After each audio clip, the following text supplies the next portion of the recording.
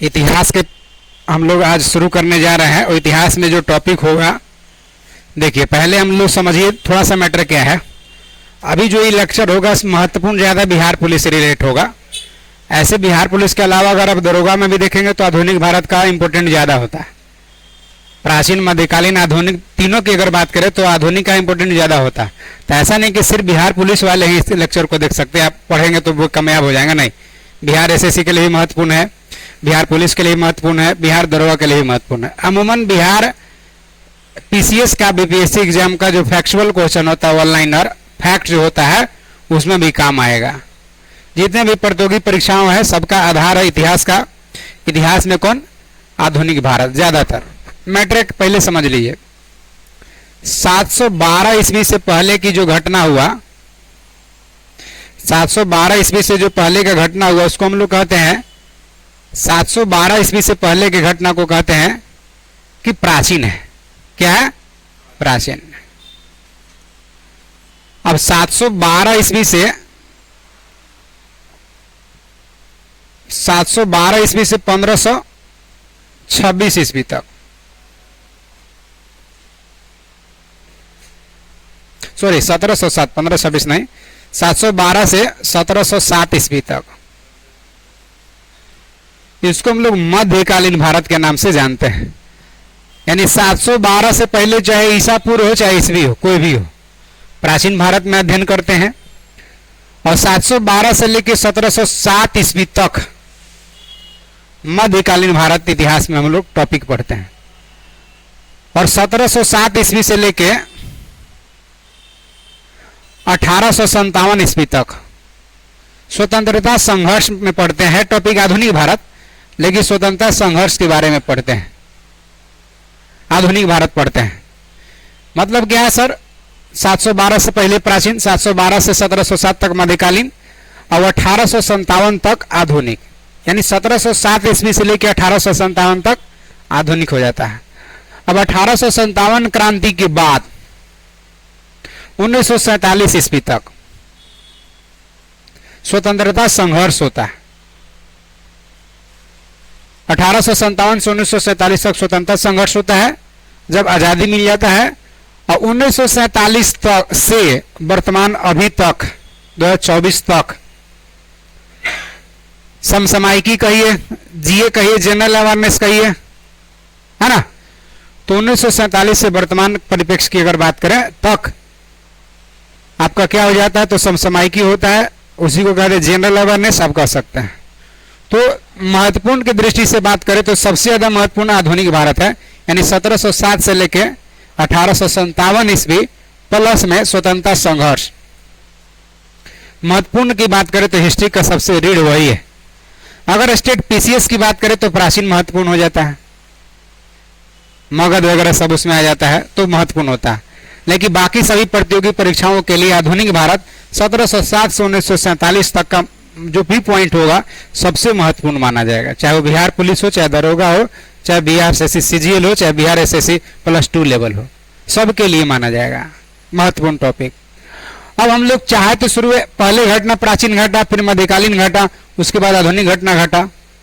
चाहे तो प्राचीन से कर सकते हैं, लेकिन यदि प्राचीन से अगर आपको पढ़ना होगा तो आप प्ले स्टोर में जाएंगे, गूगल प्ले स्टोर में, वहां स्टडी पॉइंट पटना,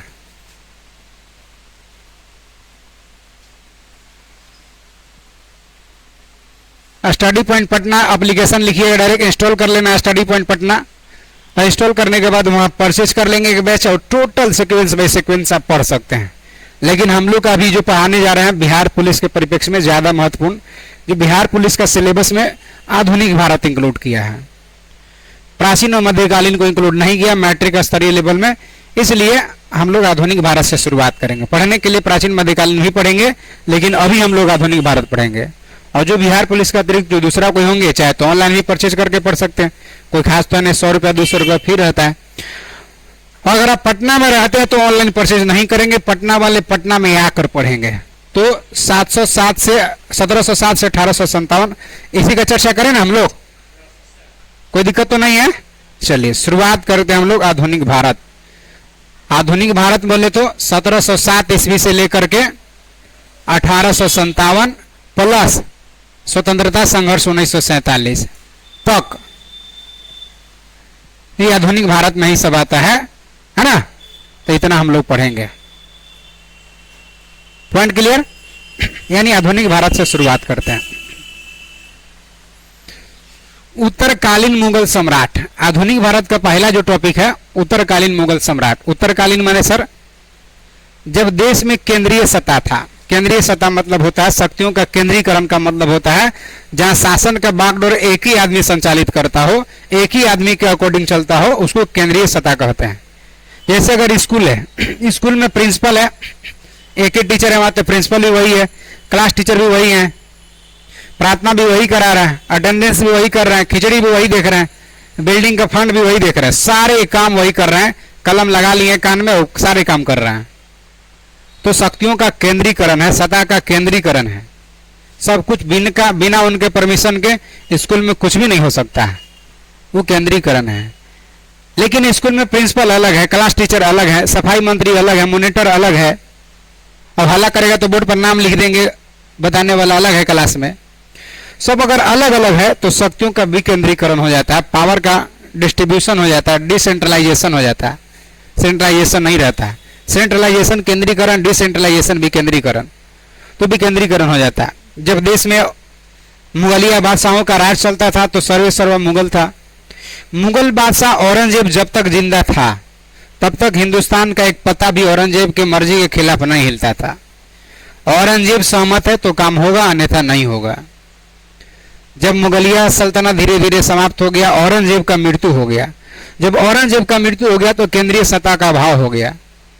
केंद्रीय सत्ता का अभाव हो गया मतलब कोई सा कंट्रोल करने वाला कोई नहीं रहा। आगे औरंगजेब के बाद भी मुगल बादशाह बने, उत्तरवर्ती मुगल में आए, लेकिन उन सब मुगल बादशाह का नियंत्रण नहीं हो सका हिंदुस्तान पर, और उन सब उतना योग्यता नहीं, उतना योग्य नहीं रहे कि शासन को कंट्रोल कर सके। छोटी मोटी विवाद की वजह से, छोटा मोटा मैटर की वजह से मुगलिया सत्ता कमजोर होते गया। यानी उत्तरवर्ती मुगल जो औरंगजेब के बाद जो मुगल आए, सब के सब एक तरह से कहिए कि बकलोल टाइप के था। यानी कि औरंगजेब की मृत्यु के बाद केंद्रीय सत्ता समाप्त हो गया, और जब केंद्रीय सत्ता समाप्त हो गया, कंट्रोल किसी का नहीं रहा, तो फिर पड़ोसी फायदा लूटता है। अगर घर में केंद्रीय शासन नहीं, परिवार का मुखिया के हाथ में शासन नहीं है, सब कोई अपना मन के चल रहा है, घर का फूटना स्वाभाविक है। अगर पिता मुखिया है तो सब घर में संचालित सब कुछ अगर पिता का मर्जी से हो रहा है तो ठीक है। अब सब कोई मालिक है तो समझिए घर बर्बाद है। पड़ोसी फायदा उठाएगा, गोतिया को झगड़ा करा देगा, आपसी मतभेद करा देगा, कलह करा देगा, फायदा उठाएगा। तो वही जब देश में औरंगजेब का मृत्यु के बाद उत्तरवर्ती मुगल है तो सबके पास उतना न योग्यता है, ना नियंत्रण कर सका, नहीं पूरी तरह से शासन संचालित ठीक ढंग से कर रहा था। इसी में British east India company Bharat से व्यापार कर ही रही थी। इन सब भारत में कमजोर हो रही मुगलिया की स्थिति देखते हुए, फायदा उठाते हुए यहाँ शासन करना शुरुआत किया, धीरे धीरे गुलाम किया। देखते देखते एक प्रांत दो प्रांत, धीरे धीरे पूरे हिंदुस्तान को गुलाम किया। 200 सालों तक गुलाम रखा, फिर स्वतंत्रता संघर्ष हुआ, आजादी मिला, है ना। तो उसी तब के बारे में जानकारी लेते हैं। पहला पॉइंट देखिए, जब औरंगजेब का 1707 में मृत्यु हो गया, औरंगजेब का 1707 में जब मृत्यु हो गया तो उसके बाद केंद्रीय सत्ता ठीक नहीं रहा, तो उत्तराधिकारी के लोग अपने में लड़ने लगे कि हम राजा बनेंगे तो हम बनेंगे। पहला पॉइंट देखिए, उत्तराधिकारी इसमें गुरु गोविंद सिंह बहादुर शाह का साथ दिया। कई बहादुर शाह कौन है सर? ये बहादुर शाह प्रथम है, औरंगजेब का उत्तराधिकारी बादशाह बन रहा है, इसी को बहादुर शाह को साथ दिया। कौन? गुरु गोविंद सिंह। Point clear? इसी बहादुर शाह का मूल नाम है मुअज्जम। क्या नाम है? मुअज्जम। मुअज्जम इसका नाम है। पॉइंट देखिए, मुगल से स्वतंत्र होने वाले राज और संस्थापक। अब देखिए, कोई केंद्रीय सत्ता नहीं रहा, कोई शासन संचालित नहीं रहा, तो सब लोग अपने आप को स्वतंत्र घोषित करने लगे, अलग राज का स्थापना करने लगे। जैसे जैसे उत्तरवर्ती मुगल आते रहा, कमजोर रहा, कमजोर रहा, कोई मने कंट्रोल करने लगा, फिर मुगल बादशाह बनबे नहीं किया औरंगजेब के बाद। तो फिर सब कोई किसी और मुगल बादशाह के काल में, तो कोई किसी और मुगल के बादशाह में, सब कोई धीरे धीरे इसका जो भी रियासत प्रांत था छोटे छोटे, वो सब क्या हो गया? अलग होने लगा, स्वतंत्र होने लगा कि हम मुगलिया के कब्जा में नहीं रहेंगे, अधीनता नहीं रहेंगे। जैसे पहला देखिए, स्वतंत्र अवध राज का स्थापना कौन किया? सादत खां। स्वतंत्र अवध राज्य का स्थापना शहादत खां किया। और हैदराबाद का स्थापना चिनकिलिज खां निजामुल मुल्क, याद रखना चिनकिलिज खां निजामुल मुल्क, है ना। बंगाल का स्थापना कौन किया? मुर्शिद कुली खां। स्वतंत्र सब हो रहा है कि हम नहीं मुगल के अधीन नहीं रहेंगे। कर्नाटक का स्थापना कौन किया? सादुतुल्ला खां। कर्नाटक का कौन किया? सादुतुल्ला खां। वो कम नहीं है, उतना जितना चीज पढ़े उतना ही जरूरी है, सब आपको जानना जरूरी नहीं है। अगला पॉइंट देखिए, मुगल साम्राज्य मुगल सम्राट राजा का नाम है, शासक का मोहम्मद शाह ने सादत खां को बुरहान उल मुल्क का उपाधि प्रदान किया था। याद करिए, सादत खां किसका स्थापना किया है? स्वतंत्र किस राज का? स्वतंत्र अवध का स्थापना किया, उसको मुगल सम्राट मोहम्मद शाह, इसी को रंगीला बादशाह कहते हैं, सादत खां को बुरहान उल मुल्क का उपाधि दिया था। पॉइंट क्लियर है? सादत खां का असली नाम क्या था? मीर मोहम्मद अमीन। सादत खां जो स्वतंत्र अवध राज का स्थापना किया है, उसका असली नाम माने मूल नाम क्या है? मीर मोहम्मद हकीम। पॉइंट समझ में आ रहा है? चलिए,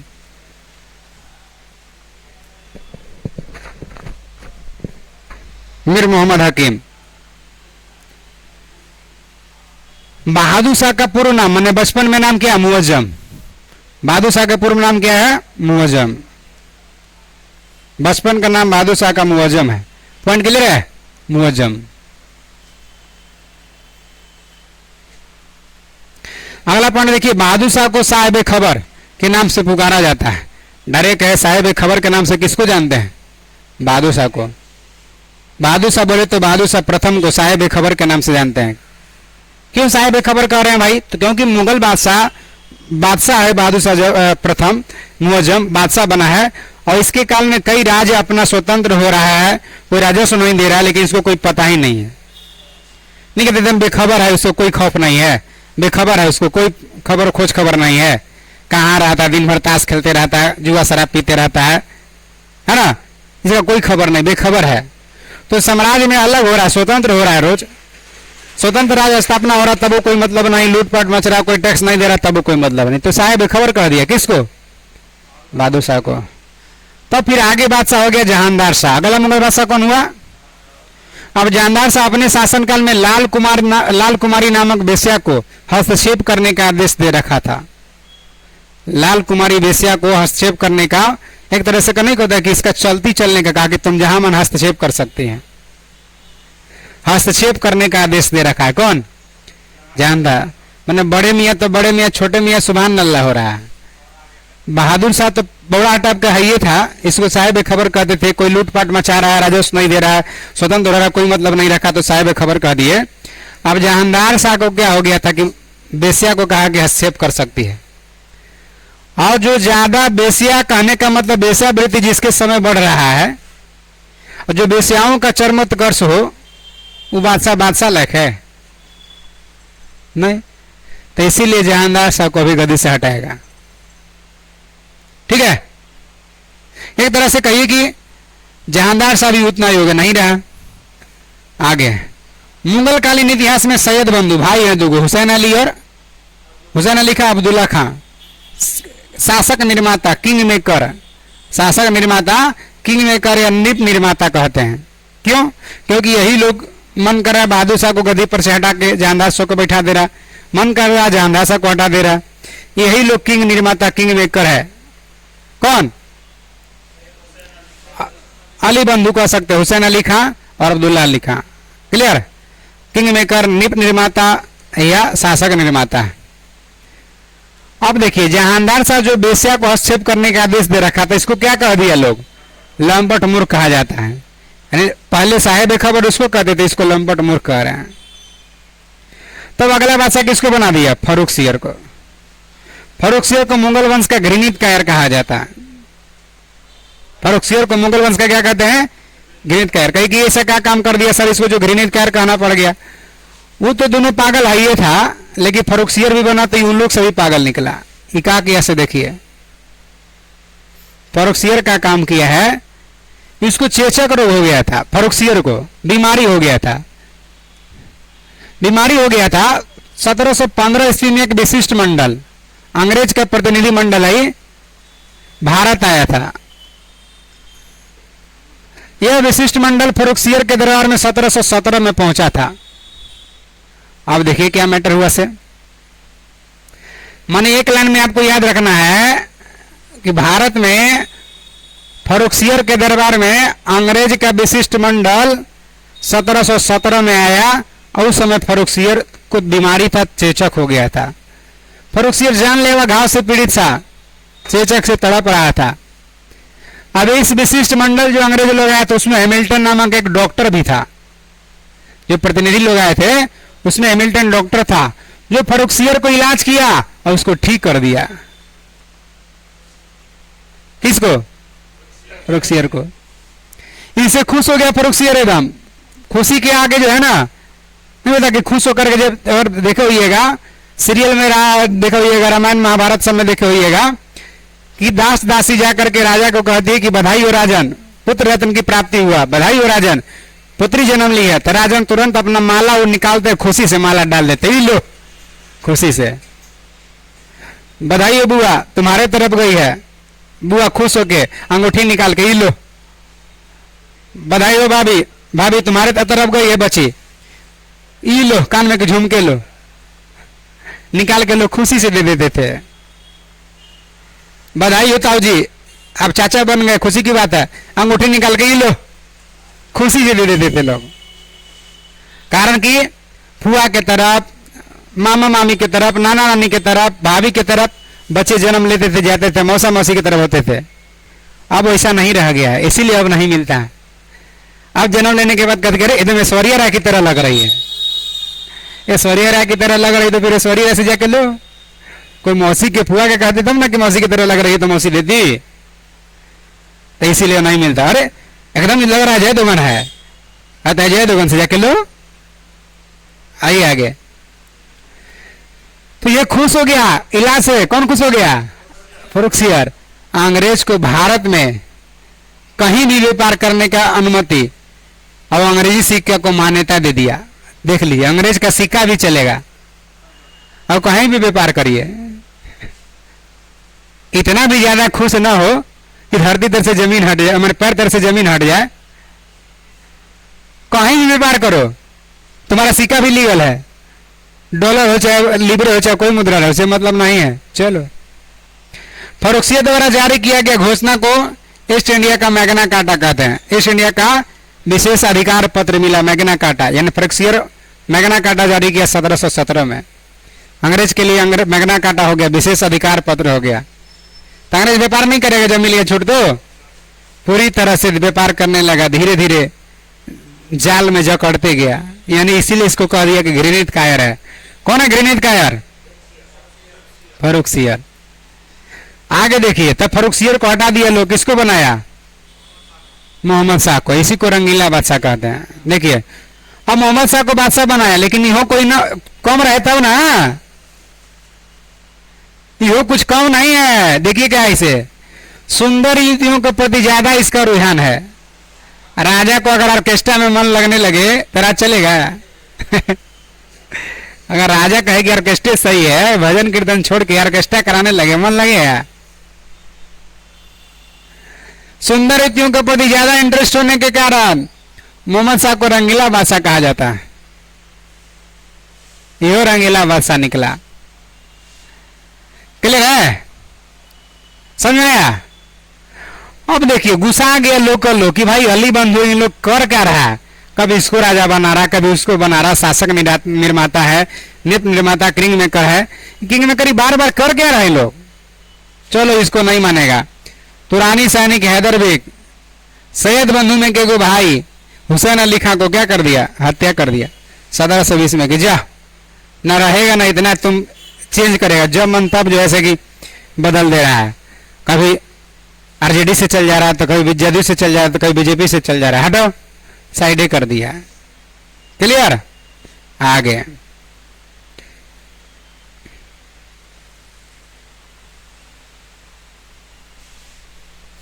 केकर हत्या हो गया?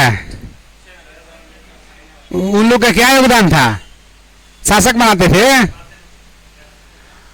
मोहम्मद शाह के शासनकाल में ही हैदराबाद के चिनकिलीज खां, याद करिए, निजामुल मुल्क के नाम से स्वतंत्र राज्य का स्थापना किया था, स्वतंत्र हैदराबाद का स्थापना किया था निजामुल मुल्क के नाम से चिनकिलीज खां। क्लियर? आगे देखिए, हैदराबाद का स्थापना तुरानी लोग की है, वो अवध का स्थापना जो सादुतुल्ला खां है ईरानी लोग किया। अवध का ईरानी और हैदराबाद का तुरानी। चिनकलीस का निजामुल मुल्क के नाम से जो किया वो क्या तुरानी है, और सादत खां जो अवध का किया ईरानी है। ईरान का ये चाहे फारस का, ये बात बराबर है। फारस ईरान के सम्राट नादिर शाह ईरान में। अब देखिए भारत में इन सब हो रहा है तो चर्चा तो विदेशों में ना होने लगता है। और डोनाल्ड ट्रंप पर वहां गोली चल रहा है, चर्चा भारत में नहीं हो रहा है? हुआ चर्चा, बहुत चर्चा हुआ है। लोग स्टेटस लगा रहे हैं कि मोदी का मित्र डोनाल्ड ट्रंप कहता है कि वो फोन करके रसिया यूक्रेन के विवाद रोक देंगे, खाली एक कॉल करेंगे और युद्ध रुक जाएगा अगर हम चुनाव जीत गए तो। जैसे ही फेंकता वैसे वो फेंक रहा है, ऐसे लोग स्टेटस लगा दे रहा है। कह दे रहे हैं लोग, अब फेंके कि ना फेंके कौन जानता है, लेकिन कह दे रहे हैं लोग। आ रहा समझे? तो वही बात जब यहाँ देखा कि भारत में अपना ही में सब जो है जी, अपने में कोई घृणित कायर है तो कोई रंगीला बादशाह है तो कोई साहेब खबर है, ये सब राजा कर का रहा है, राजा बनाने वाला कहीं मार दे रहा है। कुछ न कुछ फायदा उठाना चाहिए। चलो हम भारत पर आक्रमण करते हैं। देखिए एंट्री मार दिया। ईरान फारस के सम्राट नादिर शाह 1739 ईस्वी में दिल्ली पर आक्रमण कर दिया। भारत में कमजोर रही स्थिति को देखते हुए पड़ोसी फायदा उठा लिया। आपस में दोनों भाई लड़ गया, पड़ोसी फायदा उठा लिया, एक से दूसरा पर केस करवा दिया। जा केस लड़ते रहो, ज्यादा पैसा हो गया तो केस लड़ो, और से कहो थोड़ा सा पैसा ज्यादा है तो पुराना गाड़ी खरीद लो, और ज्यादा पुआल हो गया भूसा हो गया तो दो भैंस बांध दो। केस करा दिया। आ गए पड़ोसी। उस समय दिल्ली के शासक कौन था? मोहम्मद शाह। नादिर शाह को ईरान का नेपोलियन कहा जाता है। आक्रमणकारी होने के कारण, लूटपाट मचाने के कारण इसको ईरान का नेपोलियन कहते हैं। क्लियर? अब नादिर शाह जब आक्रमण किया तो दूसरा मुगल बादशाह अगर मान के चलिए तेज तरह होता, अगर वो औरंगजेब होता तो करता आक्रमण, और करिए देता तो जाने देता, वापस जाने देता इसको, चाहे मारो चाहे मारा जाओ। लेकिन लोग राजधानी छोड़ के दूसरा भाग जा रहा, दूसरा जगह लोग चल जा रहा। देखिए ना, तो घर फूटे गंवार लूटे, वही हाल है। देखिए यहाँ नादिर शाह ये पैसा कभी नहीं पूछेगा, लेकिन करोड़ों रुपया की धनराशि ले गया। और जो साझा बनवाया था तख्ते ताउस माने मयूर सिंहासन, ये क्या सर मयूर सिंहासन? तो राजगद्दी मुगलिया का ऐसा बनाया राजगद्दी, बैठना बैठ जाओ, लेटना लेट जाओ।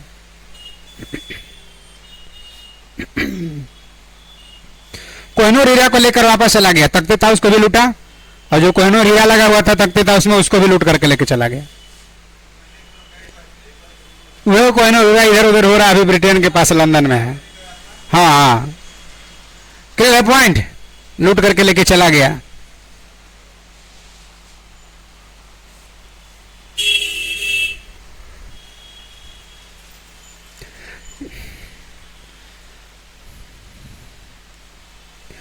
तख्ते ताउस मयूर सिंहासन पर बैठने वाला अंतिम मुगल शासक कौन था?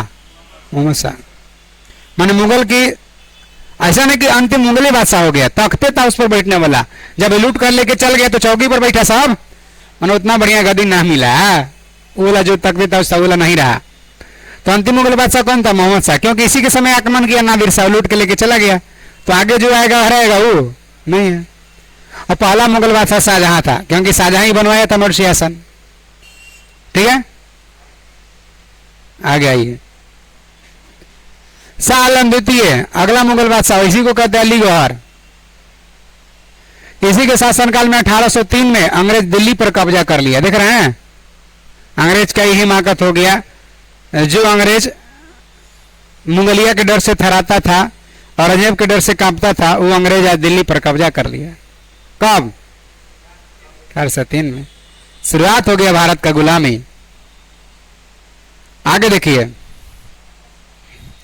पानीपत का तीसरा युद्ध हुआ 1761 में मराठा व अहमद शाह अब्दाली की सेना के बीच। इस युद्ध में मराठा की हार हो गया। अब मुगलिया से दूसरों को झगड़ा लेने लगा था। अब देखिए, मुगलिया को लूट रहा है कोई विदेशी आके, और पड़ोसी में मराठा है तो मराठा को छोड़ देगा? भाई लाट टपकने लगेगा तो मिठाई देख के दौड़ेगा ना। जन्मे को उड़री कहियो न सुडरी, इसका मतलब होता है कि शुरू से जो लूटपाट मचा रहा है वो छोड़ेगा। मुगलिया को लूटने आ रहा है तो पड़ोसी मराठा को भी लूटना चाह रहा है। अब मराठा इस बात से चिंता में है, मराठा इस बात से चिंता में, किस बात से कि वो मराठा को लूट रहा है, मुगलिया को लूट रहा है, सबको धीरे धीरे तुम लूटेगा, छोड़ेगा किसको? ऐसी करते के पूरे भारत को तुम लूट लेगा। अंग्रेज जैसा और दूसरे देख रहे हैं, अफगान लोग आ रहा है, देखा देखी दूसरे लोग लूटने आ रहा है, इसलिए रोकना पड़ेगा। तो मराठा सेना का नेतृत्व किया था सदाशिवराव भाऊ। सदाशिवराव भाऊ सेना लेकर के आस पड़ोस से सहयोग की भावना लेकर के अहमद शाह अब्दाली के खिलाफ युद्ध किया। उसी युद्ध का नाम है पानीपत का तीसरा युद्ध 1761 में। लेकिन 1.5 लाख सेना था अहमद शाह अब्दाली के पास, अब 20,000 अपना सेना मराठा के था। आस पड़ोस कोई मदद किया, कोई धोखा दिया, इस वजह से अभूतपूर्व वीरता पूर्वक लड़ा जरूर, लेकिन युद्ध अंत होगा तो अफगान के हाथ में चला गया। अहमद शाह अब्दाली जीत लिया, मराठा हार गया। ठीक है,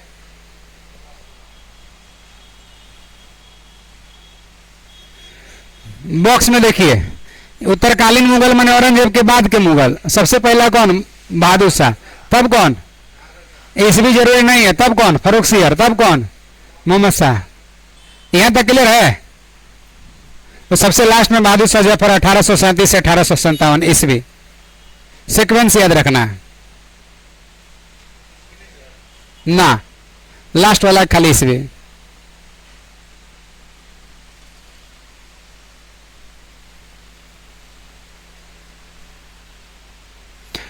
अहमद शाह अब्दाली का वास्तविक का नाम क्या है? अहमद खां है। इसने 8 बार भारत पर आक्रमण किया। सोच लीजिए, भारत सोना का चिड़िया था, ऐसे नहीं लोग पत्थर का बनाना चाह रहा, बहुत लूटपाट मचाया। गुलाम कादिर खां शाह आलम द्वितीय की हत्या करवा दिया और उसके स्थान पर कौन बन गया? बहादुर शाह द्वितीय या बहादुर शाह जफर, जो अंतिम मुगल सम्राट हो गया। अंतिम मुगल सम्राट कौन हुआ? बहादुर शाह द्वितीय या जफर। 1857 क्रांति में भाग लेने के कारण अंग्रेज द्वारा बहादुर शाह जफर को बंदी बना लिया और रंगून भेज दिया। बाद में 1862 में वहीं इसका मृत्यु हो गया। किसका? बहादुर शाह जफर या द्वितीय को रंगून में इसका मृत्यु हो गया, क्योंकि 1857 क्रांति में दिल्ली से नेतृत्व किया था। अंग्रेजों को ईंट से ईंट बजा कर रख दिया था। भागल चल रहा था, पकड़ रहा था अंग्रेज, तो हुमायूं के मकबरा में दिल्ली छुपा हुआ था। बाद में पकड़ के भेज दिया रंगून, वहीं इसका मृत्यु हो गया। किसका? लाल किला दिल्ली में जो हीरा महल है, कौन निर्माण कराया? बहादुर शाह जफर या द्वितीय। मशहूर शायर है मिर्जा गालिब। गालिब बहुत बार सुना होगा उर्दू शायर में, गालिब। बहादुर शाह जफर के समय दिल्ली में रहते थे। यही मिर्जा गालिब 1857 की क्रांति को आंखों देखा हाल सुनाए, कारण को समय थे। हयात बख्श बाग लाल किला दिल्ली में स्थित है। क्लियर है पॉइंट? चलिए,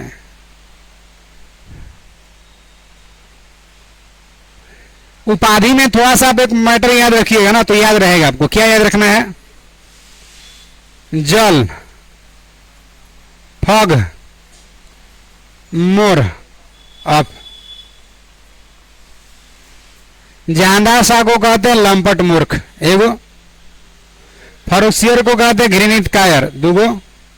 मोहम्मद शाह को कहते हैं रंगीला बादशाह। औरंगजेब को कहते हैं जिंदा पीर। उपाधि है। जहांदार शाह लंपट मूर्ख, फर्रुख सियर घृणित कायर, मोहम्मद शाह रंगीला बादशाह, औरंगजेब को पीर जिंदा पीर कहते हैं, है ना? औरंगजेब को जिंदा पीर कहते हैं।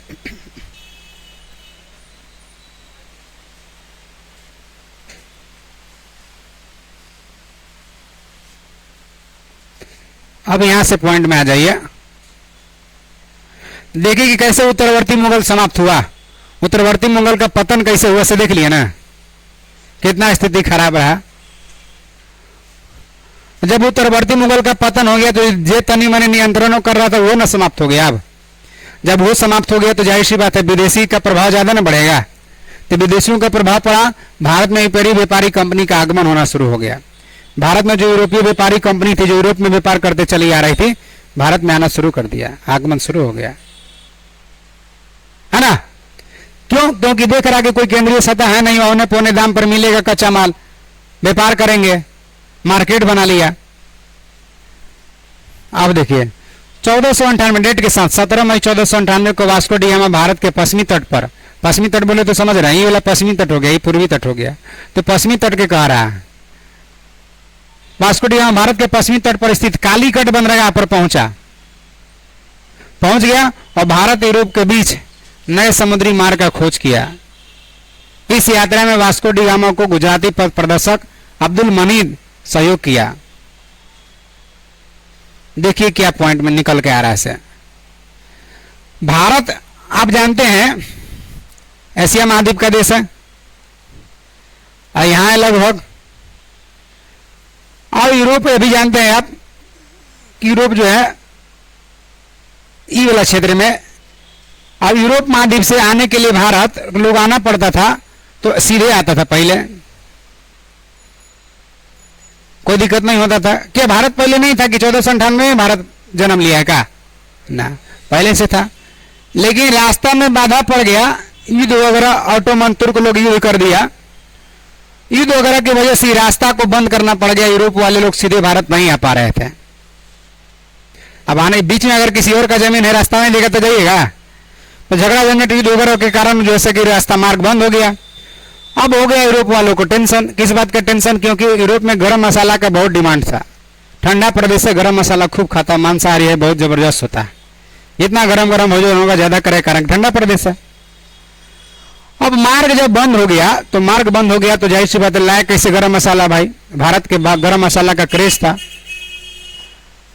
यूरोप के कोलंबस है, स्पेन निवासी, कोलंबस चला गया, भारत खोज निकलने चला गया, जाके उत्तरी अमेरिका खोज के आ गया, इधर गया उत्तरी अमेरिका मिल गया।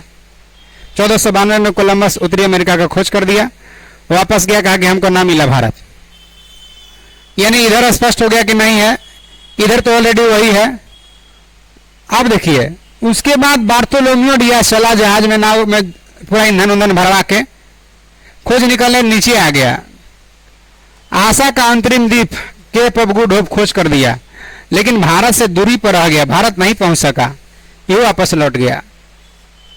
अब भाई भारत को खोजना जरूरी है, कहा कि वास्को डी गामा माइंड में कहा कि इधर तो भाई अमेरिका निकला, इधर तो है नहीं, इधर हम लोग हैं, तो होगा किधर? इधर होगा। चल पड़ा नाव में तेल डलवा के, एकदम मैंने ईंधन वगैरह डलवा के आया, पहली बार गोवा के कालीकट तट पर पहुंच गया। वहां पहुंचा तो उसको पता नहीं चल रहा था कि हम भारत आ गए। एक गुजरात के व्यापारी है अब्दुल मनीद, कहा कहां जा रहे भाई? तुम भारत खोज निकले हैं? अरे भाई हम तो वहीं के, चलो चलो, लिया के आ गया, लिया के आया, कालीगढ़ बंदरगाह पर पहुंचा। वह लोकल राजा था जमोरिन, जमोरिन राजा का नाम है, लोकल राजा का नाम है जमोरिन। इस जमोरिन उसको भव्य स्वागत किया।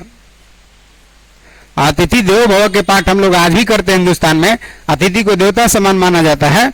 अब अलग बात है कि कुछ सेल्फिश हो जाते हैं, खाली मतलब से मतलब रखते हैं, लेकिन फिर भी अतिथियों का सत्कार होता है, आने पर नाश्ता पानी भी मिलता है। गर्मी में सारा पानी पी लीजिए, नाश्ता कर लीजिए, खाना खा लीजिए, खाना खाने के टाइम है तो आइए खा लीजिए, खाना खाने बैठे तो आइए खाना खा लीजिए, खाना खा लिए तब पूछना, ये सब परंपरा रहा है। अब जमोरिन वास्को डी गामा का स्वागत किया और जाने लगा तो वास्को डी गामा को 3 गो नाव में भर के जीरा मरीच गरम मसाला दे दिया, ले जा। अभी भी लोग मामा के यहाँ जाते हैं, मामा के यहाँ मान के चलिए आलू हुआ है, हमारे यहाँ आलू नहीं है तो आलू मिल गया, बादाम हुआ बादाम मिल गया, आम हुआ आम मिल गया। हित नात में जो एक दूसरे के यहाँ नहीं है तो मिल जाता है, नहीं जाता है ना? कहना सब्जियों मिल जाता है कि चलो मिर्चा मिल गया, अदरक मिल गया ना। तो वही 3 गो नाव में भर के अब मसाला भेज दिया। अब यहाँ से ले गया यूरोप में, यूरोप में यहाँ से लेकर के गया जब वास्को डी गामा, वहां जाके बेचा तो आने जाने में इसका जितना तेल जरा था, खर्चा हुआ था, उसका 60 गुना लाभ हुआ। कहा कि अरे बाप रे बाप, ये खाली गिफ्टेड आइटम है, इतना लाभ हुआ, अगर व्यापार करेंगे तो कितना कमाएंगे हम वहां से? मन में वास्को डी गामा लालच हो गया। 1502 में तुरंत दौड़ल दौड़ल चल आया व्यापार करे के दृष्टि से। वास्को डी गामा पुनः 1502 में आ गया। अरे समझे? अगर मामा घर गए हैं और 100 रुपया के पेट्रोल जरा 200 रुपया का मिठाई लिया, 300 रुपया आते समय अगर मामी 500 रुपया दे दी, कोल्ड ड्रिंक्स वगैरह सब हो गया, पार्टियों चलेगा ना। अब फिर दोबारा भी जाएगा लोग। और गए नाना नानी मामा मामी, कोई नहीं, 300 रुपया खर्च हो गया, बड़ा मुश्किल से पटना वाला पैसा काट के बचा के रखे थे रूम रेंट वाला, और वो वाला खर्चा करवा दिए, दोबारा जाएंगे बिना मिठाई ले ले चल जाएंगे, है ना। आइए आगे, पॉइंट क्लियर हो गया। तो यहां तक कोई दिक्कत तो नहीं ना, जो टिक लगा समझ आ गया ना। आगे आ गया, आगे देखिए, मनीष सहयोग किया था। अगला पॉइंट, 1505 में वास्को डी गामा नहीं, खाली याद रखना अल्मोडा। 1505 में अल्मोडा भारत में पहला पुर्तगाली वायसराय बनकर आया। अब देखिए, जब वास्को डी गामा 1502 में आया, देखा कि भाई लोकल लोग व्यापार कर रहा है, तो पुर्तगाल के सरकार को लगेगा ना कि हाँ प्रॉफिट का चीज है। अल्मोडा पुर्तगाल से वायसराय आया है। भारत आने वाला पहला पुर्तगाली वायसराय कौन है? अल्मोडा। कब आया? 1505 में। अब व्यापार करने लगा, यहां बहुत सारे पुर्तगाली लोग रहने लगे। अब 1509 ईस्वी में अल्बुकर्क भारत में पुर्तगालियों का वायसराय बना। यानी भारत में बनने वाला पहला पुर्तगाली वायसराय कौन है? अल्बुकर्क। और यही 1510 में अल्बुकर्क बीजापुर के यूसुफ आदिल शाह से गोवा को जीत लिया। और गोवा पर किसका अधिकार हो गया? पुर्तगालियों का। यानी गोवा गुलाम कब हुआ? गोवा सबसे पहले गुलाम होने वाला राज्य है, और 1961 में गोवा आजाद हुआ। सबसे बाद में आजाद होने वाला राज्य भी गोवा है। सबसे पहले गुलाम, सबसे बाद में आजाद हुआ। 1961 में गोवा संघ शासित प्रदेश था। अब 1987 में गोवा जैसा भी आप देख रहे हो राज्य बना। ठीक है, बात समझ में आया? अब देखिए, अल्मोडा ज्यादा कुछ नहीं किया था, आया था तो हिंद महासागर में अपना प्रभुत्व स्थापित करने के लिए ब्लू वाटर पॉलिसी, सामुद्रिक नीति चलाया था कि ताकि हिंद महासागर में मेरा दबदबा कायम हो, है ना। आगे देख लीजिए,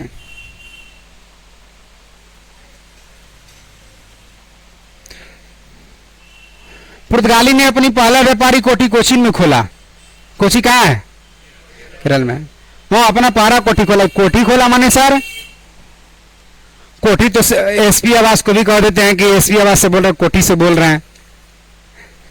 सीएम कोठी कह देते हैं, डीएम कोठी कह देते हैं। कोठी माने, अब देखिए यहां से माल ले जाएगा पुर्तगाली लोग, तो 1 केजी ले जाएगा जहां से, कम से कम स्टोर, काफी स्टॉक में होगा तब ना माल ट्रांसपोर्ट होगा। तो इसीलिए सब जमा करने के लिए फैक्ट्री खोलता था, कोठी खोलता था, ताकि स्टोर हो, माल का आसानी से ट्रांसपोर्ट हो सके, ज्यादा से ज्यादा माल। तो वही पुर्तगाली पहला कोची में खोला। अब दक्षिण पूर्वी तट पर पुर्तगाली की एक मात्र बस्ती थी, संथोम। दक्षिण पूर्वी समझ रहे हैं? ये दक्षिण हो गया, पूरब हो गया। दक्षिण, दक्षिण पूरब, ये वाला तमिलनाडु वाला एरिया। पुर्तगाली के बाद देखा देखी कौन आया? डच आया। देख रहे ना, देखा देखिए, अगर एक गांव का बंदा काम करने दिल्ली चल गया और बढ़िया अच्छा खासा पैसा कमाने लगा, देखा देखी पूरे गांव के लोग जाने का प्रयास करेंगे। हम कभी नहीं ले चलिएगा, हमारा काम ना लगेगा, तनी लगवा देते, हमारे पोतवा के ले जाते, हमारे भतीजवा के ले जाते, बेटवा के ले जाते। करते करते बहुत वहां के एक जगह के लोग रहने लगते हैं, कॉलोनी बना लेते हैं ना। तो वही देखिए, यहाँ पहला डच यात्री, यात्री की जरूरत नाम नहीं, खाली हाउटमैन नाम याद रखिए। यात्री, पहला डच यात्री कौन है? हाउटमैन। बॉक्स में देखिए, पुर्तगाली ईस्ट इंडिया कंपनी का स्थापना कब हुआ? अंग्रेजी ईस्ट इंडिया कंपनी का 31 दिसंबर 1600 को। यहां मुगल बादशाह अकबर था और वहां रानी एलिजाबेथ प्रथम थी, इंग्लैंड में। डच ईस्ट इंडिया कंपनी का स्थापना 1602, फ्रांसीसी का 1664। इतना ही। आगे देखिए,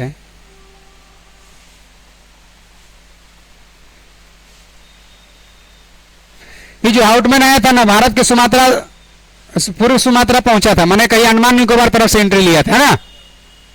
आगे देखिए, कारण कि देख रहा है कि सबको प्रॉफिट कमा रहे, हमू कमाए, इसीलिए सब लोग आने लगा। डच ने भारत में अपना पहला व्यापारी कोठी कहाँ, मसूलीपट्टनम में स्थापित किया। मसूलीपट्टनम कहाँ है? हाँ, मसूलीपट्टनम कहाँ है बताइए? आंध्रा। और डच का दूसरा व्यापारी कोठी पुलिकट स्थापित हुआ, जहां पर उन्होंने अपना सोना का सिक्का को ढाला, सोना का सिक्का ढाल दिया। अब वो सोना का सिक्का चलवे करता था। डच ने भारत में अपना पहला औद्योगिक वेतन भोगी रखे थे। माने भारत में उन लोग क्या किया था कि लेबर वगैरह रखा था, पेमेंट दे करके औद्योगिक वेतन भोगी रखा था। अपना इंडस्ट्री में काम करने वालों को पेमेंट देते थे और काम करवाते थे। पहला कौन? डच था।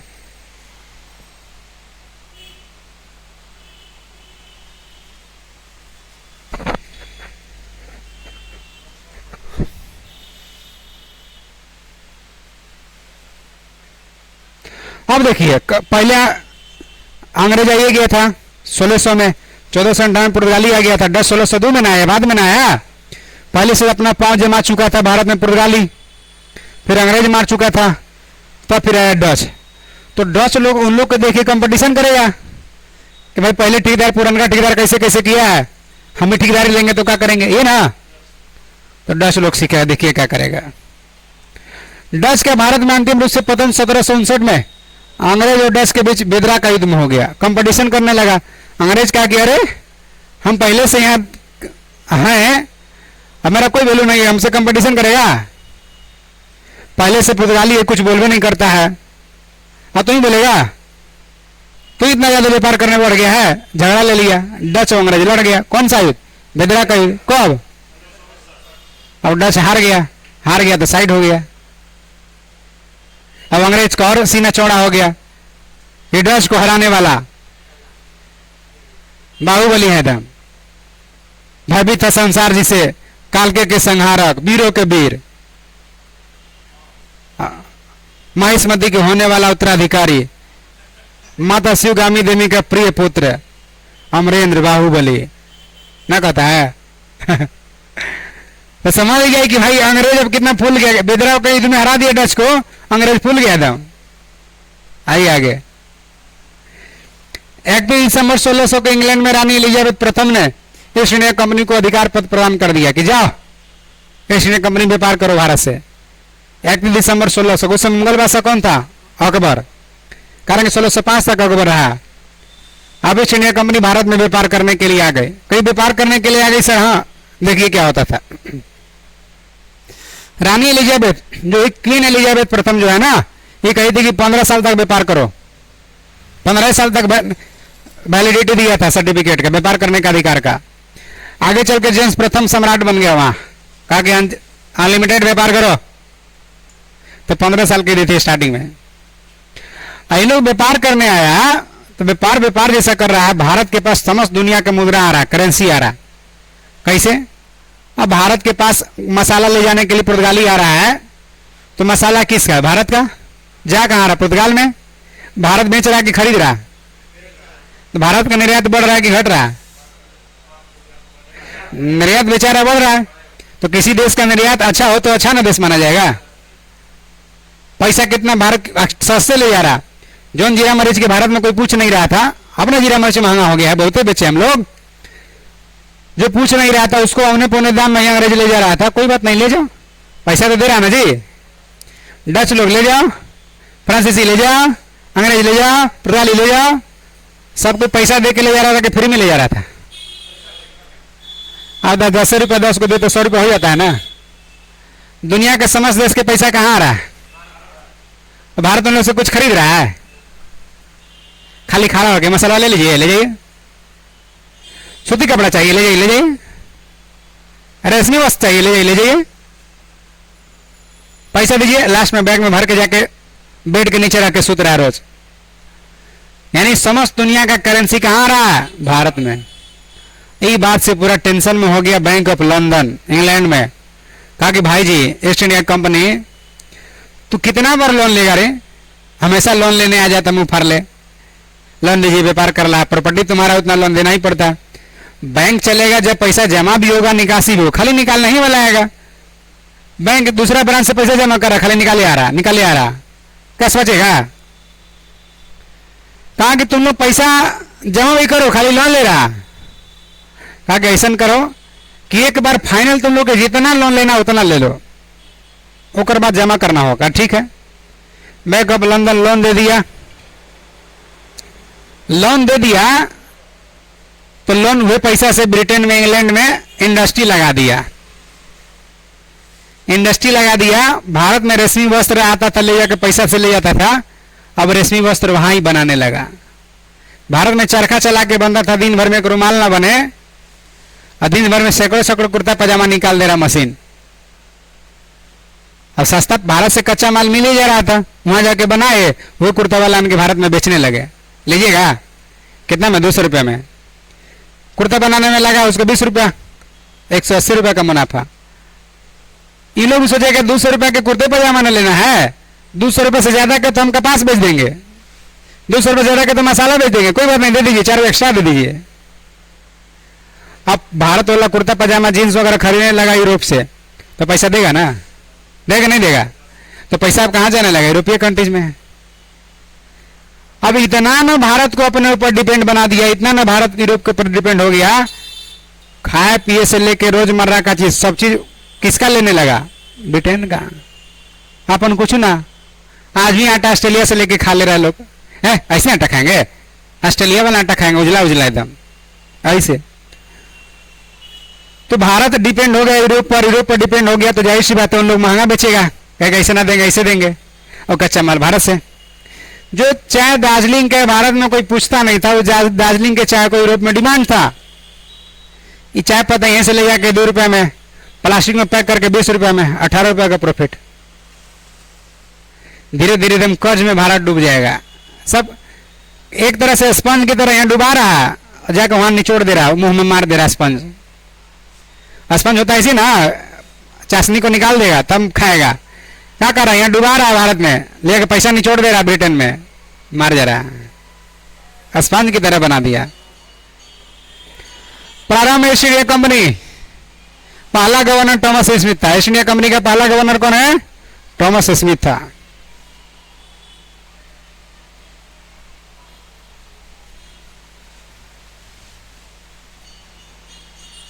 अब देखिए, मुगल दरबार में आने वाला पहला अंग्रेज कौन था? हॉकिंस था, जो जेम्स प्रथम के राजदूत था। अंग्रेज के राजा जेम्स प्रथम सम्राट, उसका राजदूत था। 1608 बनाइए, जहांगीर के दरबार में आया था। अब जेम्स प्रथम क्या किया? हॉकिंस को भेजा कि जाओ रे भाई, जहांगीर से मिलो, व्यापार करने का अनुमति लो, कुछ तो होगा। व्यापार करने का अनुमति लेने आ गया हॉकिंस जहांगीर के दरबार में। जहांगीर कहा कि व्यापार करने का अनुमति नहीं मिलेगा, नहीं दिया। लेकिन आप मुगल दरबार में आते रहिए, स्वागत में कोई कमी नहीं होगा। आप जाइए, आप अंग्रेजी खान हैं, अंग्रेजी खान का उपाधि दे दिया, यहीं ब्याह करा दिया। अब ब्याह करा देगा तो ससुराली हो जाएगा ना? नहीं जाएगा जी। अरे भारत में विवाह करा दिया, हॉकिंस को विवाह करा दिया तो हमेशा ससुराली जा पर है कौन? और ससुराली ला के जाके दिखाए कि जहांगीर के आदमी है, देखिए जहांगीर स्वागत करता है हमारा, जहांगीर के आदमी है। अब जहांगीर का गेटमैन उसको रोकेगा? जाइए जाइए जाइए जाइए जाइए जाइए, विधायक आदमी जाइए ना, हो जाता है। जहांगीर के दरबार में धड़ल्ले से आ रहा, कहीं बाहरी जा रहा, कुछ लफड़ा हो रहा, दिखा रहा, देखिए जहांगीर का आदमी है। अरे जहांगीर का आदमी है, जाइए जाइए जाइए, पहले ना बताना चाहिए था। हेलमेट नहीं है सर, और कोई बात नहीं, कोई बाद में ले लीजिए। जाइए, लाइसेंस नहीं है सर, आपसे भी लाइसेंस मांगे, जाइए जाइए, जहांगीर का आदमी है ना। वैसे गाड़ी के कैसे वैसी कर रहा है सब, जहांगीर के आदमी है। यानी हॉकिंस जो है आकर के यहाँ जेम्स प्रथम का राजदूत यहाँ से आके चला गया। व्यापार करने का अनुमति तो नहीं मिला, लेकिन आने जाने के एकदम लाइसेंस मिल गया, अंग्रेजी खान का उपाधि मिल गया, ससुराल बन गया यहाँ हिंदुस्तान। भारत आने वाला पहला अंग्रेज जहाज कौन है? Red dragon. 1611 में दक्षिण पूर्वी समुद्र तट पर, दक्षिण पूर्वी समझ रहे हैं, दक्षिण पूर्वी तट पर तमिलनाडु, सबसे पहले अंग्रेज मसूलीपट्टनम में आंध्र प्रदेश एरिया में व्यापारी कोठी खोला, तमिलनाडु के ऊपर आंध्र प्रदेश। अंग्रेज लोग दक्षिण पूर्वी तट पर पहली बार कहां व्यापारी कोठी खोला? मसूलीपट्टनम आंध्र प्रदेश में। आगे देख लीजिए, जहांगीर ने 1613 में एक फरमान जारी करके अंग्रेज को सूरत में व्यापार करने का इजाजत दे दिया। देख रहे हैं, जो जहांगीर व्यापार करने का अनुमति 1608 में नहीं दिया था, 1613 में कहा कि जा व्यापार कर, जा सिमरन जी ले अपनी जिंदगी, व्यापार करो। कौन कह रहा है? जहांगीर है।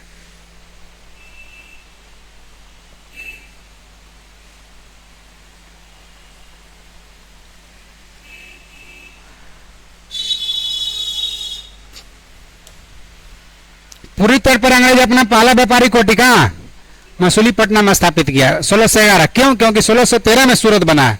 8 में प्रयास किया था जो असफल हो गया था, जबकि पश्चिमी तट पर सूरत में 1613 में व्यापारी कोठी स्थापित किया। पहली बार 1608 में प्रयास किया था जो असफल हो गया था, नहीं खोलने दिया था। अब देखिए 1615 में सम्राट जेम्स प्रथम ने टॉमस रो को अपना राजदूत बनाकर मुगल सम्राट जहांगीर के दरबार में भेजा। फिर से भेज दिया एक और राजदूत को कि जाओ ना, कुछ देखो, मन बदल गया होगा, व्यापार करने का अनुमति मिल जाएगा। किसको कह रहा? टॉमस रो को। कब भेज दिया? और सीधे जहांगीर के दरबार में आ गया। और देखिए भारत में आया ही, और उसने जहांगीर खुर्रम माने शाहजहां, युवराज है, जहांगीर बादशाह शाहजहां से अंग्रेज के लिए कुछ व्यापारिक छूट प्राप्त करने में सफल रहा। हाँ, टॉमस रो आया, व्यापार करने का छूट मिला, जहांगीर दे दिया, उसी का राजदूत। अभी बात भारतीय लोग में चर्चा हो रहा है कि नहीं, क्या हुआ था जी, क्यों अंग्रेज आया था जी? तो भारतीय लोग कह रहे हैं ना, कह रहा ऐसे ही आते रहता है लोग, जहांगीर के दरबार में आया था। तो हुआ क्या था? क्या हुआ? दुदू को आया, बाकी तो दूसरा भी तो यहाँ रियासत में राजा थे, प्रांत में थे, सुबह में राजा थे। उन लोग कह रहा है सब कि पहले हॉकिंस आया 1608 में आया, तो उसको यहाँ मिल गया जिलेबी। तो देखा कहा कि भाई जिलेबी चारों तरफ से पैक, एकरा में पानी कैसे गया? हिला डोला के देखा कि चीनी की चाशनी घुसा कैसे? कंफ्यूजन हो गया, वापस चल गया और कोई बात नहीं था। जाके जेम्स प्रथम को दिखाया कि कैसे एकरा में चल गया। जेम्स प्रथम रिसर्च करते रहा, घुमाते रहा, जिलेबी से पानी निकल ही नहीं रहा। सोचा कि निकलेगा तो पता चलेगा उसे क्या होगा, जिलेबी सूख गया लेकिन पानी ना निकला। फिर टॉमस रो को भैया, टॉमस रो आया तो उसको मिल गया समोसा। पलट के देखा कि अरे थोड़ा तो कहा इसमें आलू कैसे चल गया अंदर। जाके दिया जेम्स प्रथम को कि देखो इस बार आप समोसा मिला है। कहा कि अरे पहले से हम पागल कंफ्यूजन में थे जिलेबी को लेकर, अब तो समोसा दे दिया।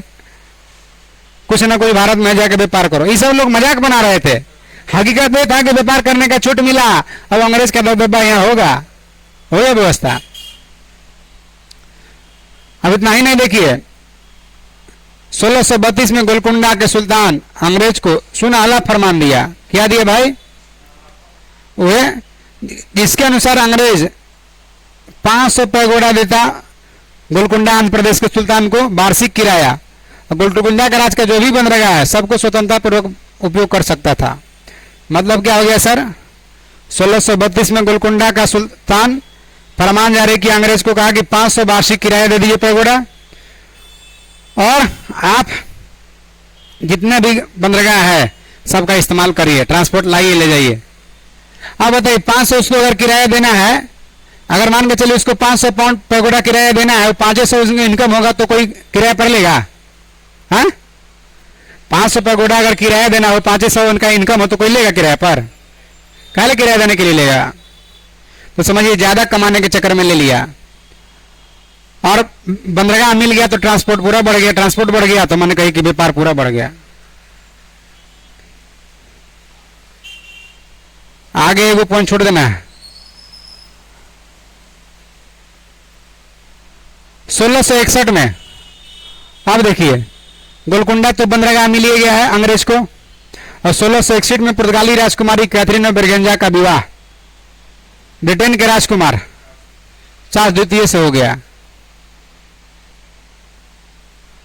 अब देखिए भारत में कंपटीशन में पुर्तगाली था ना अंग्रेज का, पहले डच था, फ्रांसीसी था। डच तो बेदरा के युद्ध में साइड हो गया, लेकिन पुर्तगाली तो है ना पहले से पांव जमाए हुए। अंग्रेज दिमाग से काम लिए, चार्ल्स द्वितीय का विवाह कर दिया चार्ल्स कैथरीन बेरगंजा से, पुर्तगाली राजकुमारी से। अंग्रेज के कर दामाद हो गया पुर्तगाली के, पुर्तगाली का अंग्रेज दामाद हो गया, तो दामाद जी को कभी तिरस्कार करेगा ससुराल वाले? हाँ, दामाद जी को क्यों इतना इज्जत मिलता है ससुराल में, पता है? क्योंकि घर के तूफान को अकलौता उस शख्स है जो संभाल के रखता है और कोई नहीं संभाल सकता है। घर के तूफान को इकलौता शख्स दमादे है जो संभाल के रख सकता है, इसीलिए इतना इज्जत मिलता है। देखिए क्या कह रहा, और दमादो फूल रहा था कि हमको तो इज्जत मिल रहा है, घरे को पता नहीं हिलेगा, घरे कोई नहीं डराएगा, वहां जाके कहेगा कि जाके बतियाएगा, बुलाएगा, सुनिए सुनिए सुनिए, साली से बोलेगा पंखा करिए, तो नहीं जा रहा, तो फिर दीदी को छोड़ देंगे। इतना इतना हिम्मत, इतना बड़का बड़का बात करेगा, नहीं करेगा तो दीदी को छोड़ देंगे। अरे भाई, जौन घरे आदमी मार भात चोखा एक कटोरा में मार ले रहा है, जाके कह रहा कि चम्मच लाइए। मार भात चोखा मार ले रहे हैं, कुकरों में मार ले रहे हैं, कढ़ाइयों में मार ले रहे हैं, और ससुराल जाकर कह रहा कि ना चम्मच लाइए, थोड़ा सा नमक अलग से दीजिए, चीनी अलग से दीजिए। अरे एक के बार सौन ले रहे हैं सब, यहां मार ले रहे हैं। वहां का क्या दही नहीं खाते हैं, तो अंडा नहीं खाते हैं, तो मछली नहीं खाते, दिस देट करेगा, यानी जो मिले से मार लेगा। नाश्ता करला मिलेगा ना तो दलमोटवा के एगो उठाएगा टुकड़ा, बाकी सब नहीं खिला रहा आपसे यहाँ प्लेटों से लास्ट में मार लेता, एगो टुकड़ा उठाता। तो देखिए यहाँ दामाद हो गया, कौन दामाद हो गया? अंग्रेज के कर दामाद, पुर्तगाल के। तो पुर्तगाल के जब दामाद हो गया तो नखड़ा अंग्रेज का कौन उठाएगा? अब पुर्तगाल। दामाद का नखड़ा पुर्तगाली ने उठाएगा। देखिए इस अवसर पर दहेज के रूप में दे दिया, पुर्तगाली ने 50 दीदियों को बंबई दे दिया दहेज में। जाओ, 50 दीदियों को बंबई दहेज में मिल गया। अब 50 दीदी कहा कि भाई हम ससुराल में प्रॉपर्टी मिले, हम करेंगे क्या? तो रेंट पर लगा देंगे। ये ना करेगा? ससुराल में 2 फ्लैट मिल गया तो क्या करेगा? वो वहीं सुधेगा, जाके वहीं रहेगा, रेंट पर लगा देगा। बंबई दहेज में मिला, 50 दीदी रेंट पर लगा दिए, दे दी ऐसी कंपनी को। किलो आप देखिए, आंध्र प्रदेश तो था ही, सूरत में था ही, बम्बई भी मिल गया, इतना एरिया क्या कर हो गया? अल्टीमेटली अंग्रेज क्या, गोवा पुर्तगाली ससुराल है, तो ससुराल से डरेगा कभी? ईस्ट इंडिया कंपनी का चलती चलने लगा। अभी देखिए धीरे धीरे पूरे भारत में चलती चलाएगा।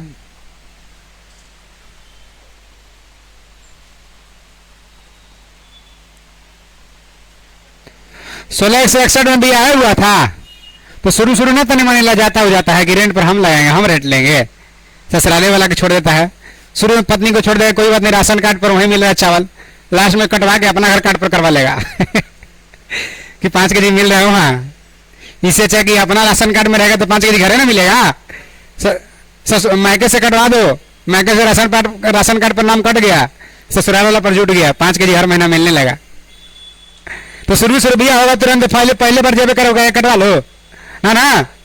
तो 1661 में भी आया हुआ, तो 1661 में किराया पर देगा। 1668 में 4 द्वितीय बंबई को वार्षिक किराया पर दे दिया ईस्ट इंडिया कंपनी को। जा, कुछ समय लिया, ससुराली वाला प्रॉपर्टी उसको मिला देगा, तुरंत ले ही लेगा। लेकिन हमारे सबसे क्या काम है, प्रॉपर्टी से कोई काम नहीं है। धीरे धीरे लास्ट में कहेगा ना ना मेरा ही तो है। आइए अब देखिए 1687 में अंग्रेज लोग मुख्यालय सूरत से हटा करके यहां बना लिया, मुंबई। सूरत से कहा मुख्यालय बना लिया? सूरत से लेके आ गया मुंबई बना लिया। हेडक्वार्टर कहां बना लिया? मुंबई। सूरत से उठा के लेके आया, हेडक्वार्टर मुंबई में बना लिया। गेराल्ड डोंगियार बंबई शहर का स्थापना किया था। बंबई शहर का स्थापना कौन किया? गेराल्ड डोंगियार। बंगाल के शासक सासुजा, अब देखिए इधर एंट्री मारेगा बंगाल तरफ भी। बंगाल के शासक सासुजा 1651 में अंग्रेज को व्यापारिक छूट का अनुमति दे दिया कि आइए व्यापार करिए। इस अनुमति को क्या कहते हैं? निशान। बंगाल में भी व्यापार करने की अनुमति मिल गया अंग्रेज को। आगे वो पॉइंट छोड़ देना है, अगला पॉइंट के बीच में से उठाना है।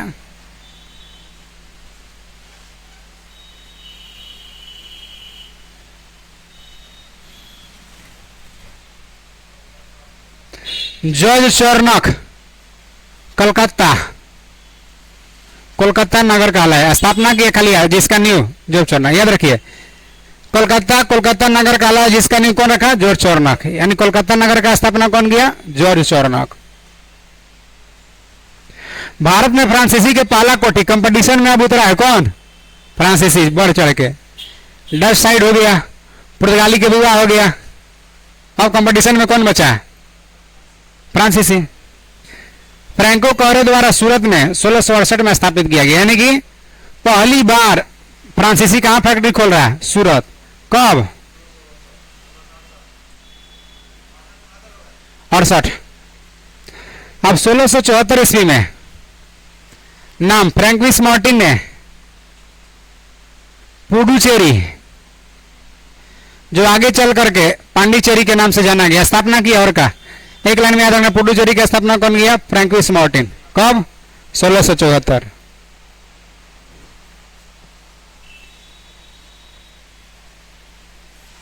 अब देखिए, फैक्ट्री खोल दिया, नगर स्थापना कर दिया, देखते देखते अंग्रेज से स्पीड में आगे बढ़ने लगा, तो अंग्रेज को इससे कंपटीशन होगा, जलन होगा कि नहीं होगा? होगा ना।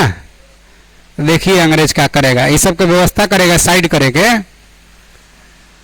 भारत में आंग्ल फ्रांसीसी संघर्ष को कर्नाटक युद्ध के नाम से जाना जाता है। अपने में दोनों झगड़ा करने लगा, क्या है? वो फैक्ट्री खोल रहा है, इसीलिए देखते देखते पहला कर्नाटक युद्ध 1746 से 1748।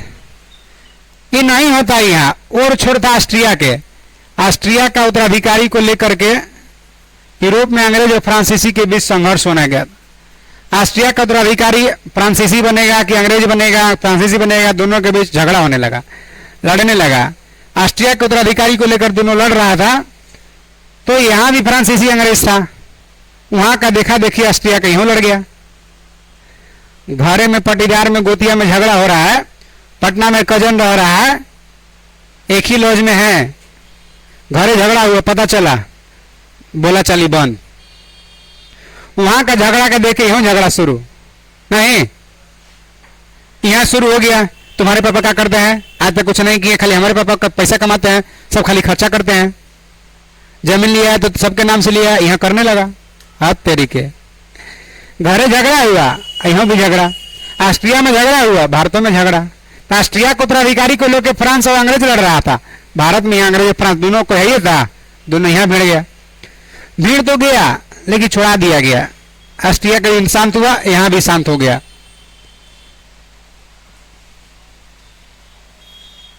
जैसे वहां शांत हुआ, यहां 1748 में ला सफल का संधि हुआ। इस संधि के ऑस्ट्रिया का उत्तराधिकारी विवाद समाप्त हो गया, सुलझ गया, यहां भी सुलझ गया।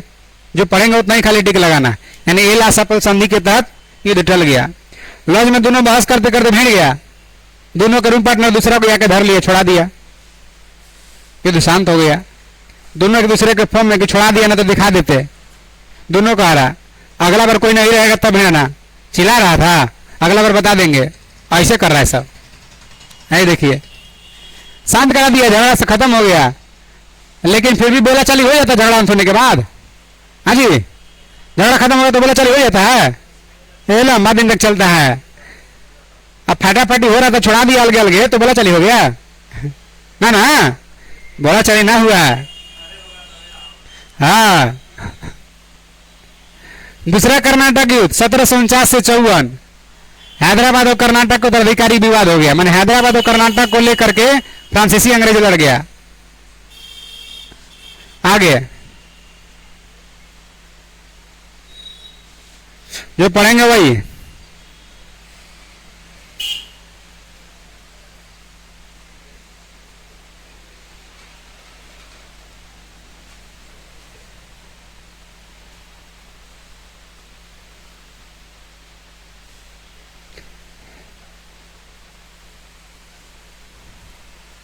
जो पढ़ेंगे तब टिक लगाइएगा।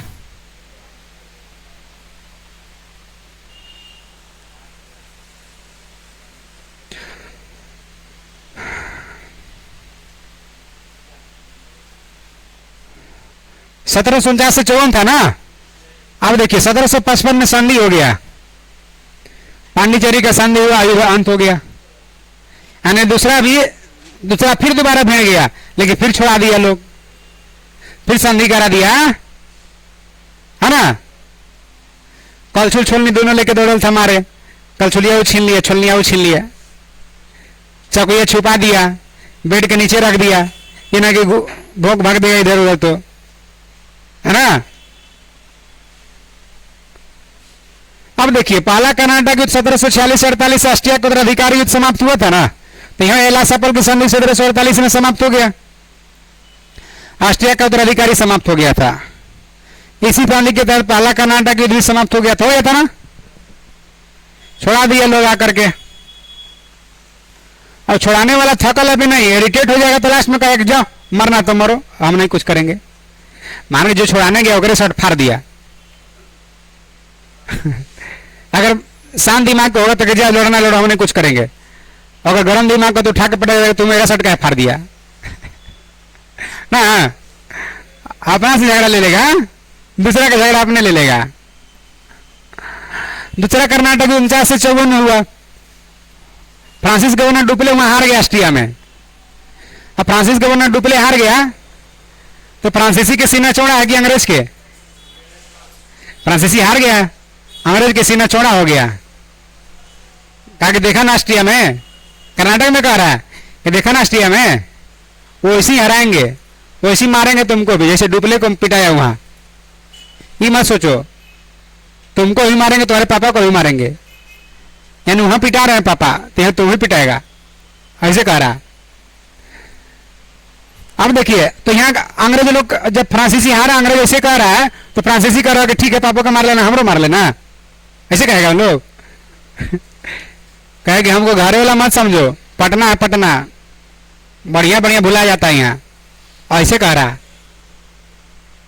ना। धमकी छोड़ेगा कि हाँ कोई बात नहीं, हो मारेगी मारो, घर वाला मत समझो कि घरे हम सीधा है, सीधा के लिए सीधा, टेढ़ के लिए टेढ़ है, ऐसे कहेगा। तब हमको तो जानबे नहीं करता हम कैसा है, ऐसे कहेगा कौन कहेगा ऐसे अंग्रेज कहेगा जी, फ्रांसीसी कहेगा। अंग्रेज तो कह रहा है कि देख रहा ना घरे पिटाया, यहाँ पिटाएगा।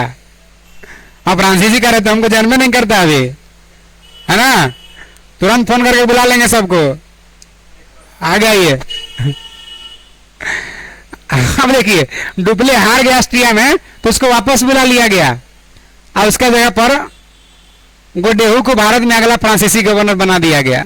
डुप्ले हार गया भाई, तो डुप्ले को भेज दिया, फ्रांसीसी गवर्नर फिर दूसरा आ गया। पांडिचेरी का संधि हुआ 1755 में, वहां विराम हो गया, यहां विराम हो गया ना, छोड़ा दिया एकरों में, कोई बात नहीं भाई, चलो छोड़िए दोनों। अब देखिए कर्नाटक का तीसरा युद्ध 1756 से 1763 के बीच हुआ। 1756 में शुरू हुआ, 7 साल का हिस्सा था। जैसे अंग्रेज और फ्रांस 7 वर्षीय युद्ध लड़ा, तो 7 साल तक वहां यूरोप में चल रहा है, देखा देखी 7 साल तक लड़ा। जितना दिन घरे हो रहा है यहां हो रहा है नहीं। पहली संधि हो गया, वहां युद्ध समाप्त हो गया, यहां भी समाप्त हो गया, कर्नाटक में भी युद्ध समाप्त हो गया, अंग्रेज फ्रांसीसी संघर्ष हो गया। लेकिन पहले जो तो मान के चले डुप्ले हार गया था तो फ्रांसीसी ज्यादा झुक गया था, अंग्रेज फूल गया था। और दूसरा में देखिए संधि हो गया, सोच रहा होगा ना कि कांटा के टक्कर देगा, ऐसा अंग्रेज भी सोच रहा होगा कि संधि हो गया।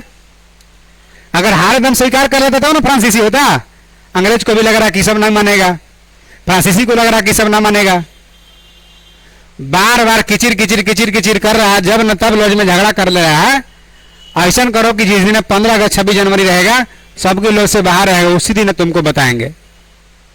व्यवस्था देखिए 1760 ईस्वी में अंग्रेज की सेना एयरकूट के नेतृत्व में बॉडीवर्स की लड़ाई में फ्रांसीसी को पूरी तरह से हरा दिया, धरा गया। उस समय लॉज पर कोई नहीं था छुड़ावे वाला, पूरी तरह से धोआ गया। कौन धोआ गया? फ्रांसीसी धोआ गया। फ्रांसीसी का नेतृत्व लाली कर रहा था, लाली हार गया। अब पूरी तरह से धोआ गया तो दोबारा लड़ेगा? वो लॉज खाली करके दूसरा जगह चल जाएगा। षड्यंत्र रचे चाहे कुछ करे कि लॉज खाली करके चल जाएगा ना, वो रहबे नहीं करेगा, बेइज्जती हो जाएगा। दूसरा जगह जाएगा, दूसरा जगह गुट बनाएगा, उसका तलाश से कौन कौन दुश्मन है उसको मिलाएगा, ये ना करेगा। फ्रांसीसियो वही करने लगा, जैकोबिन क्लब संगठन बनाया, तलाशने लगा कि कौन कौन अंग्रेज के दुश्मन है, जैकोबिन क्लब का मेंबर बनाने लगा। लेकिन यहां से फ्रांसीसी का सफाया हो गया। 1761 में अंग्रेज पांडिचेरी को फ्रांसीसी से छीन लिया। देख रहे हैं दबदबा, देख रहे हैं ना। 1761 में अंग्रेज का इतना जलवा हो गया कि फ्रांसीसी से पुडुचेरी को छीन लिया। हारल था, अब हार गया कजन, तो जबरदस्ती उसका जमीन में घर बना लिया, रोड निकाल दिया, नाली गिरा दिया। करते रहो, है ना। 1761 में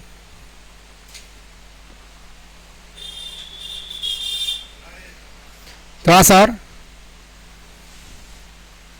1763 में हुआ पेरिस संधि द्वारा अंग्रेज जो पुडुचेरी का एक बस्ती है चंद्रनगर, उसको छोड़ करके बाकी सबको लौटा दिया कि जाओ कोई बात नहीं है ना, कि जब तुम्हारा ही इतना अकिल है तो हमको तुम्हारे बारे इतना अकिल है, जाओ कोई बात नहीं, अपन कुकर ले जाओ, अपन कढ़ाई ले जाओ। रूम खाली करके चल गया था, कुकर कढ़ाई सब उसी के कब्जे में रह गया ना, ले जाओ अपन, तुम्हारे बारे में बुझा रहा है, इतना से राजा हो जाएंगे। कौन कह रहा है? अंग्रेज। किसको कह रहा? फ्रांसीसी को। इतना से बेवफा के दाग लग जाएगा, है ना, इसे अच्छा ले जाओ। 1749 तक फ्रांसीसी के कब्जे में रहा पुडुचेरी। भारत की आजादी तक फ्रांसीसी के कब्जे में रहा था, यानी पुडुचेरी फ्रांसीसी बस्ती है। 1756 में, अरे करें 1956 में पुडुचेरी का गठन हुआ है, समझे। तभी आप देखिए कि फ्रांसीसी अंग्रेज के बीच कैसे संघर्ष हुआ। भारत में कर्नाटक युद्ध के नाम से जानते हैं तीनों को। देखे कि यूरोपीय व्यापारी कंपनी भारत में आगमन कैसे हुआ, कैसे कौन कंपनी का स्थापना हुआ, किसके बाद कौन आया, कहां कोठी खोला, कैसे साइड किया संघर्ष में, अंग्रेज कैसे अपना जलवा बिखेर रहा है, अंग्रेज को एकाधिकार मोनोपोली भारत में कैसे स्थापित हुआ, ये सब हम लोग देखेंगे अगला क्लास में, जो मिलते हैं कल सुबह 9 बजे। Thank you so much.